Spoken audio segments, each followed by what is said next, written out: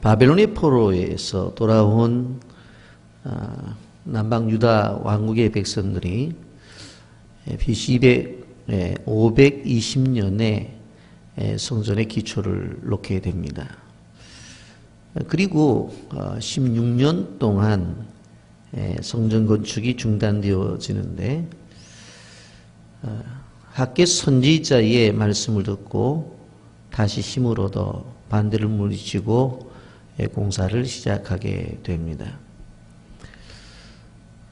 하나님의 백성들이 용기를 얻어서 반대와 어려움을 뚫고 사명을 이루기에 시작하는 것, 그리고 사명을 성취하는 것을 우리는 부흥이라고 말을 합니다.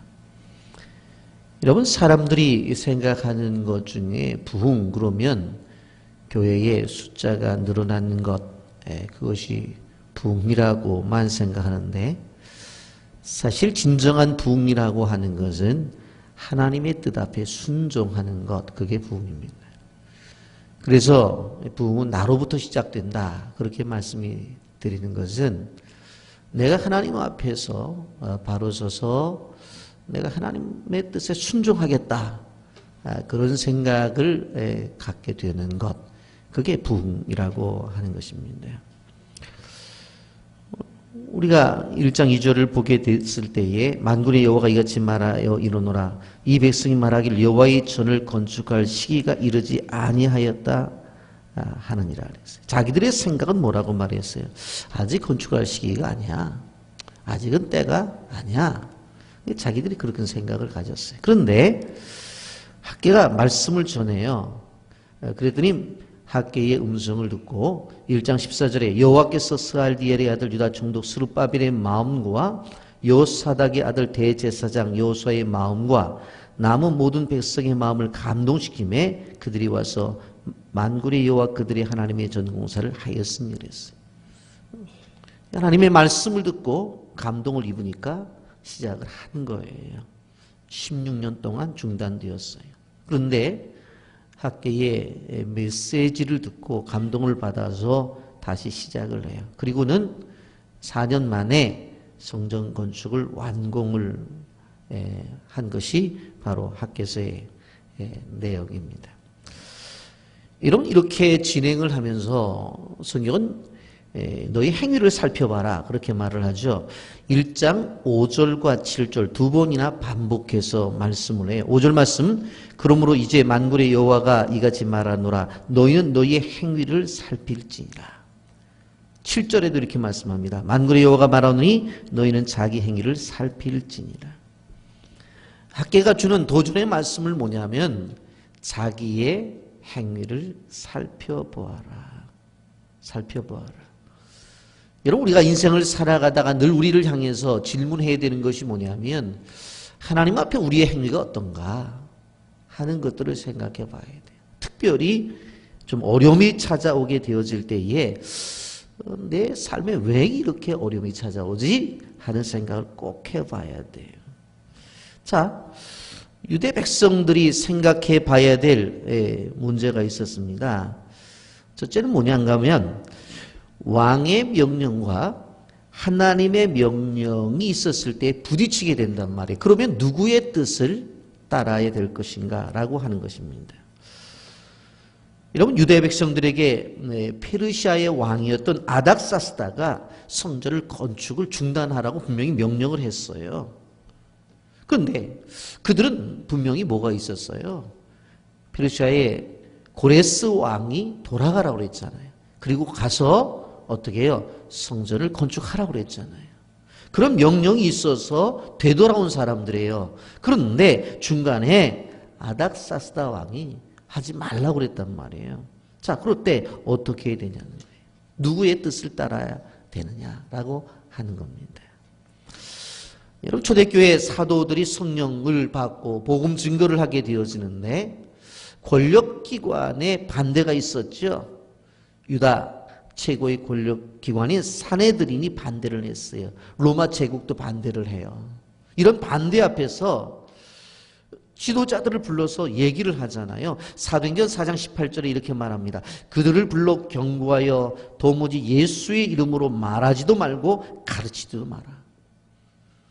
유대 지도자들이 말하는 거, 다른 사람들이 말하는 것이 아니라 예수의 이름으로 말하지 마. 가르치지도 마라.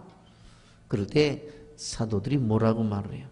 사도행전 4장 19절에 베드로와 요한이 대답하여 이르되 하나님 앞에서 너희 말을 듣는 것이 하나님의 말씀을 듣는 것보다 옳은가 판단하라. 너희 말을 듣는 게 옳아. 하나님의 말을 듣는 게 옳아.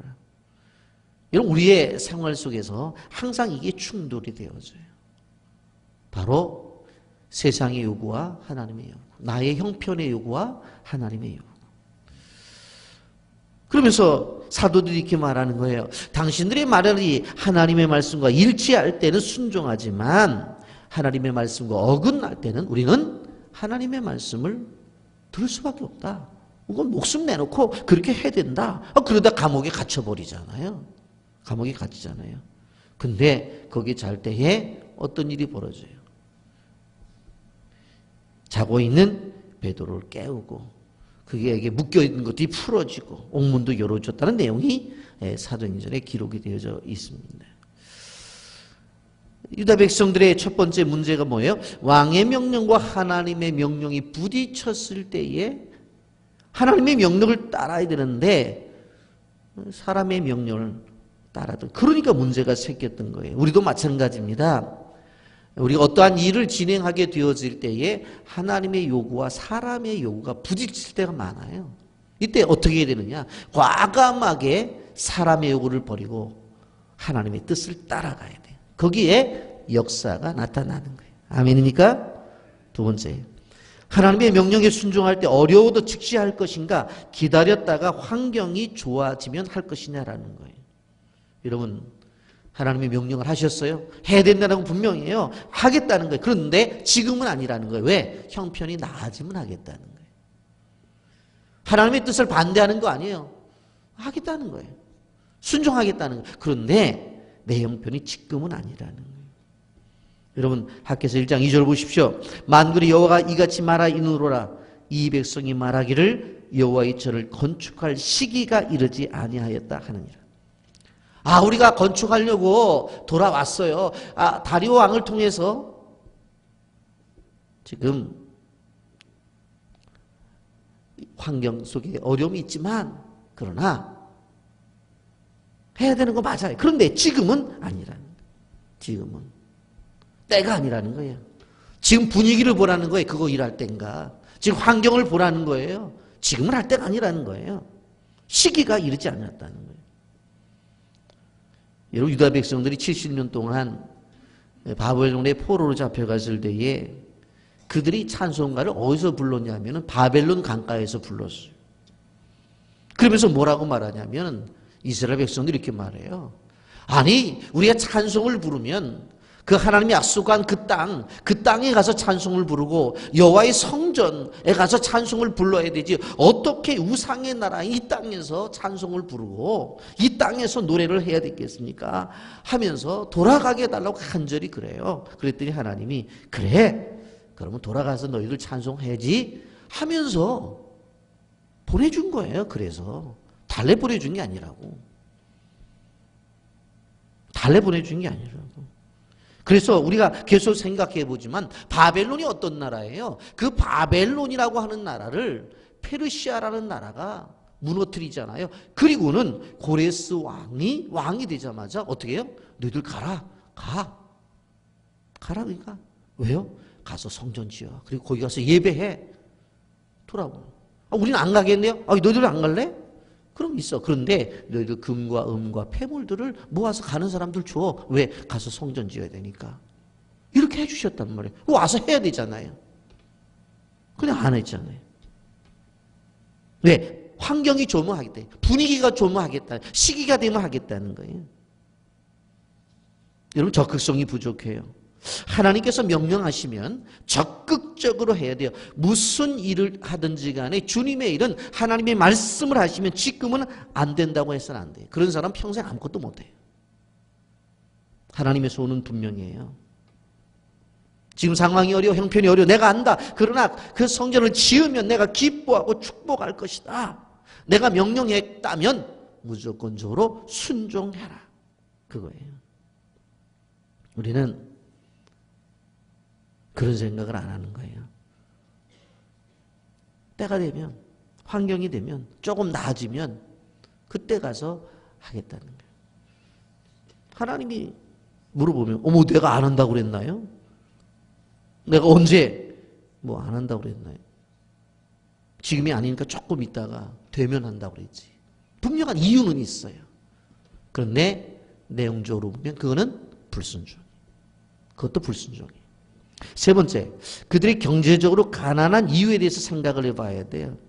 여러분, 에스겔 선지자가 분명히 뭐라고 말을 했냐면 바벨론에서 예루살렘으로 돌아가면 부자로 살게 될 것이라고 말씀하셨어요. 에스겔서 36장 28절부터 30절까지 내가 너희 조상들에게 준 땅에서 너희가 거주하면서 내 백성이 되고 나는 너희 하나님이 되리라.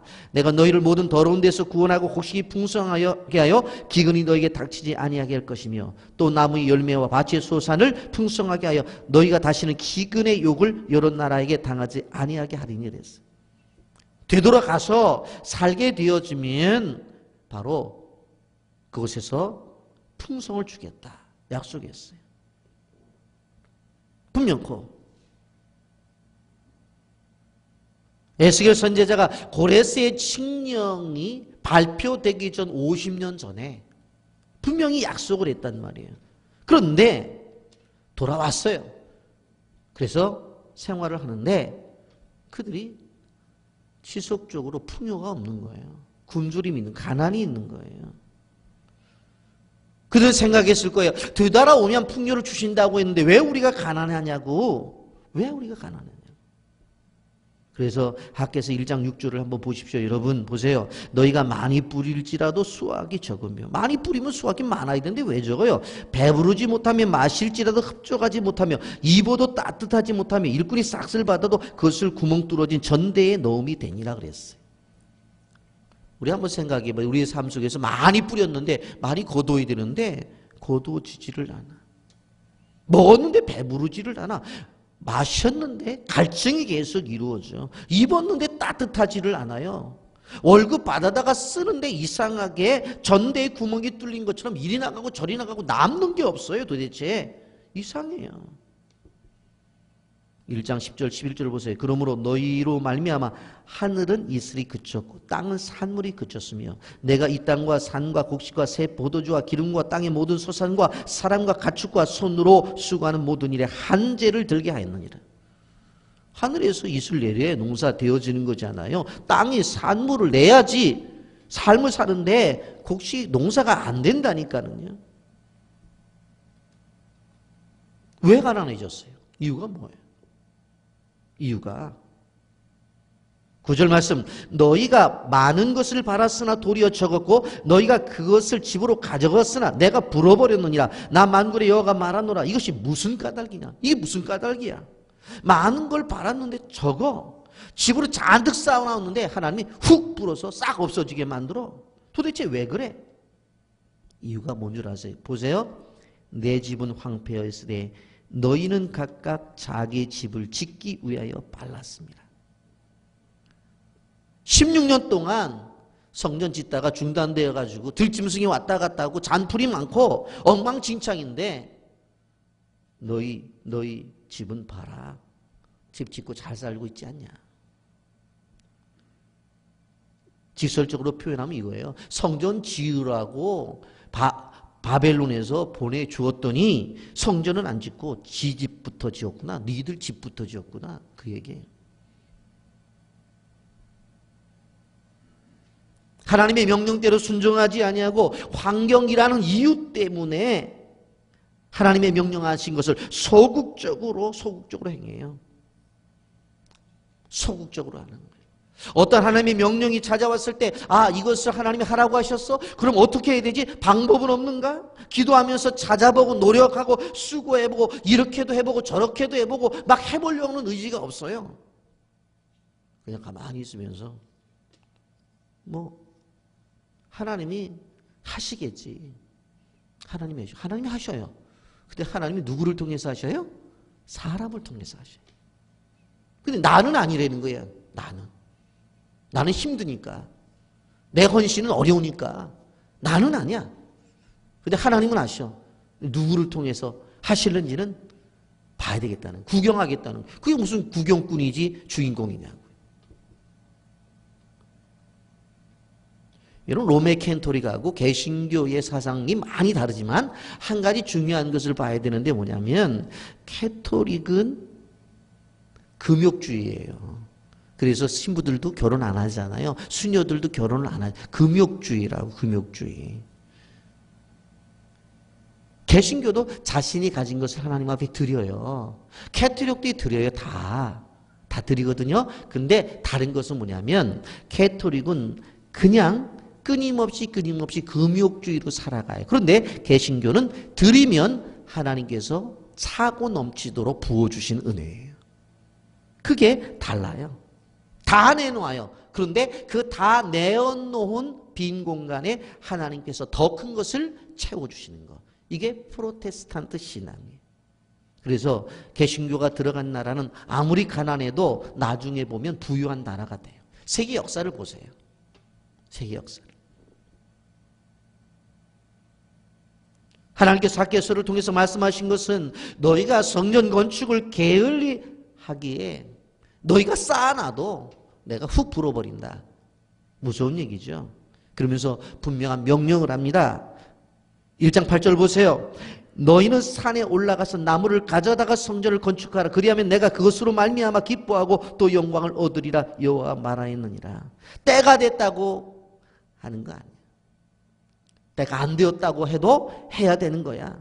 방해가 있다고 안 하는 거 아니야. 방해가 있어도 해야 되는 거야. 이것은 무슨 얘기예요? 우선순위의 문제라는, 우선순위. 너희들이 뭐 재료가 없다고 산에 올라가봐 나무가 있지. 너희가 기술이 없다고? 아니야. 너희들 한번 생각해봐. 되돌아올 때, 시작했을 때 시작했잖아. 그러니까 핑계 대지 말라는. 가만히 생각해보고 기도해보면 산에 올라가면 나무 있듯이 다 있다는 거예요. 안 하는 것. 우리의 문제라는 거예요. 그래서 9절 하반절에 이렇게 이야기하는 것이잖아요. 이것이 무슨 까닭이냐. 내 집은 황폐하였을 때 너희는 각각 자기의 집을 짓기 위하여 빨랐습니다. 자기 집을 짓는 것은 잘하면서 성전 건축하는 것은 지금은 어려우니 나중에 하자는 거예요. 자기 집은 늘려가는 것은 잘하면서 하나님의 교회가 늘려가야 되는 것은 아직은 아니라고 하는 거예요. 여러분, 물론 이 바벨론에서 예루살렘으로 돌아와서 사람들이 자기가 살 집을 짓는 것 중에 그거 부정하는 것이 아니에요. 그러나 먼저 우선해야 될 것이 무엇이냐는 거예요. 우선해야 될 것이. 여러분, 우리는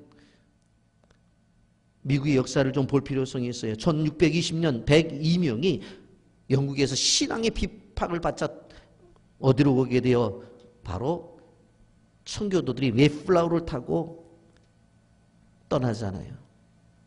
그들이 도착한 것이 남아메리카였어요.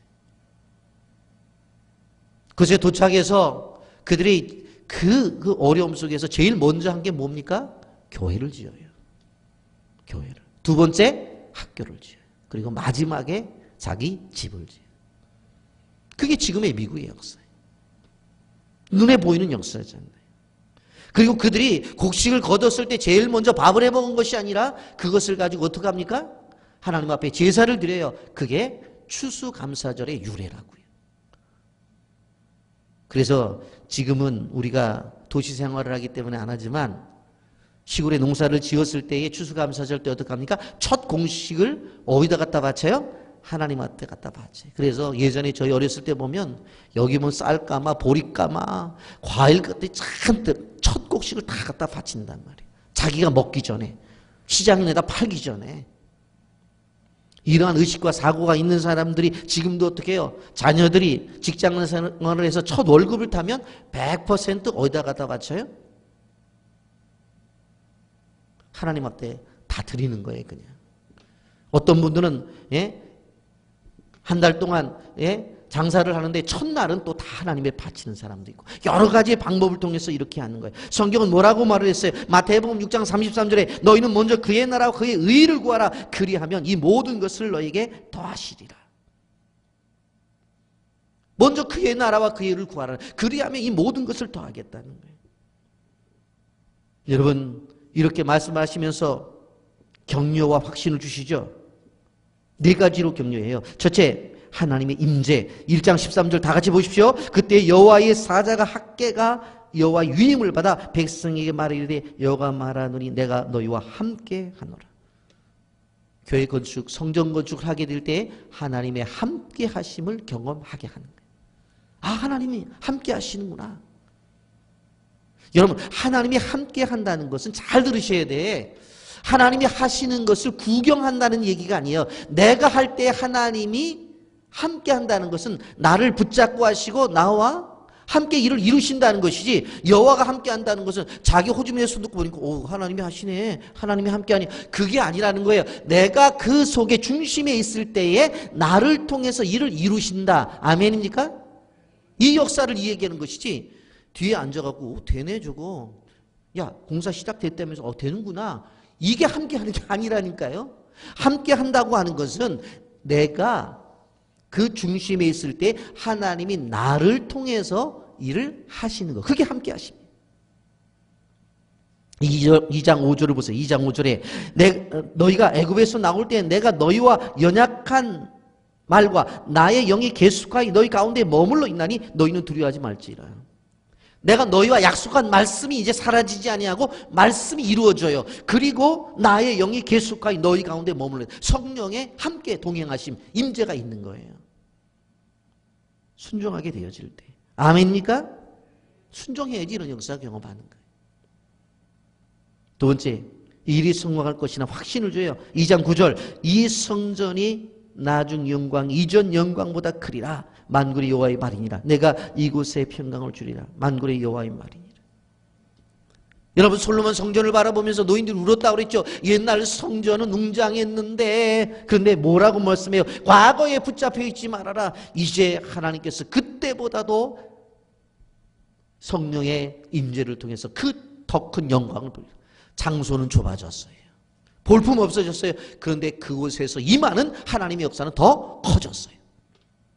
이걸 얘기하는 거예요. 세 번째, 순종하면 물질이 복을 내려준다고 그랬어요. 2장 18절과 19절 말씀입니다.